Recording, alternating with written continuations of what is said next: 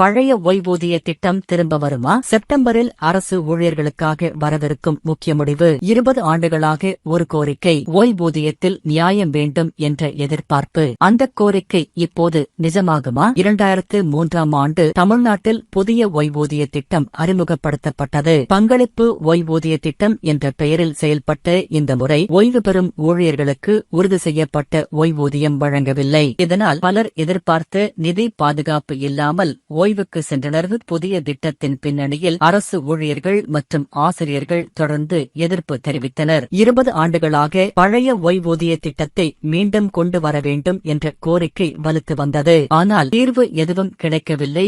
2021 சட்டப்பேரவை தேர்தலில் பழைய ஓய்வூதிய திட்டத்தை மீண்டும் செயல்படுத்துவோம் என திமுக வாக்குறுதி அளித்தது. ஆட்சி பொறுப்பேற்ற பிறகு பல்வேறு அறிவிப்புகள் வந்தாலும் இந்த முக்கியமான வாக்குறுதி இன்னும் நிறைவேறவில்லை. இப்போது முதல்வர் அரசு ஊழியர் சங்கங்களுடன் பேச்சுவார்த்தை நடத்தி செப்டம்பர் மாதத்திற்குள் அறிவிப்பு வரும் என உறுதி அளித்துள்ளார். இதற்காக சிறப்பு குழுவும் அமைக்கப்பட்டுள்ளது. ராஜஸ்தான், மேற்கு வங்கம், ஜார்க்கண்ட், சத்தீஸ்கர், கர்நாடகா உள்ளிட்ட மாநிலங்களில் பழைய ஓய்வூதிய திட்டம் மீண்டும் செயல்படுத்தப்பட்டுள்ளது. தமிழ்நாடும் அந்த பாதையில் செல்லுமாக 20 ஆண்டுகளுக்கு பிறகு நியாயம் கிடைக்குமா? செப்டம்பரில் வரவிருக்கும் அறிவிப்பு லட்சக்கணக்கான அரசு ஊழியர்களின் எதிர்பார்ப்பை நிறைவேற்றுமா?